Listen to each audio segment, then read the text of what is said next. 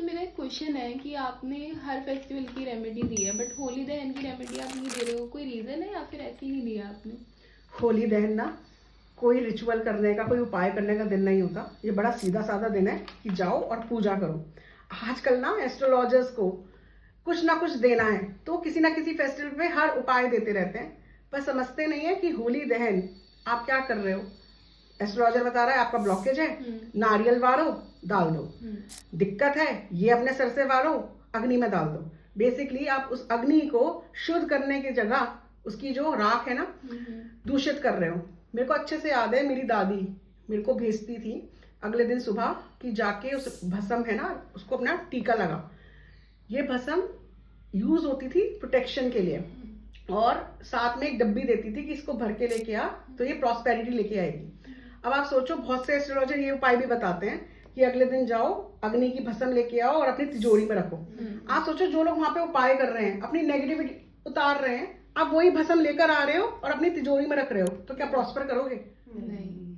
तो इसका मतलब तो हम फिर नेगेटिविटी अट्रैक्ट कर रहे हैं। बिल्कुल। जो ये फालतू के उपाय बताने का एक ट्रेंड चल गया है ना कि कुछ भी हो रहा है उपाय बताओ उपाय बताओ, ये बहुत बेकार है। आप सोचो, एक हफ्ते बाद जैसे बसौड़ा होता है, मैं जाती हूँ पूजने, आप लोग भी जाते होंगे अपनी मम्मा के साथ। अब आप पूजा कर रहे हो, आप कहाँ पूजा कर रहे हो? आप पॉजिटिविटी में पूजा कर रहे हो या आप नेगेटिविटी में पूजा कर रहे हो? अननोइंगली आप जाके आप ये कहते हो अग्नि भस्म करके सारी चीजों को ट्रांसफॉर्म कर देती है, बट जब वो भस्म हो रही है तो उसकी राख तो वहीं छूट रही है ना। आपको कोई भी रिचुअल करना है वो पर्सनली करो ना, अपने घर में आग जला के उसका रिचुअल कर लो ना।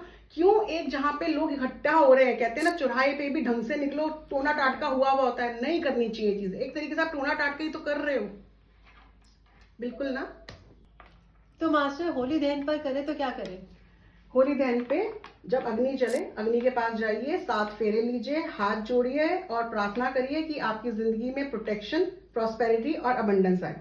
आप समझ में आया कि मैंने डिवाइन सोर्स पे क्यों रिचुअल नहीं डाला? क्योंकि मैं जानती हूँ जैसे ही मैं रिचुअल डालूंगी लोग वो करेंगे ही करेंगे। करेंगे। तो मैं नहीं चाहती कि कोई भी लोग कुछ गलत चीज करे।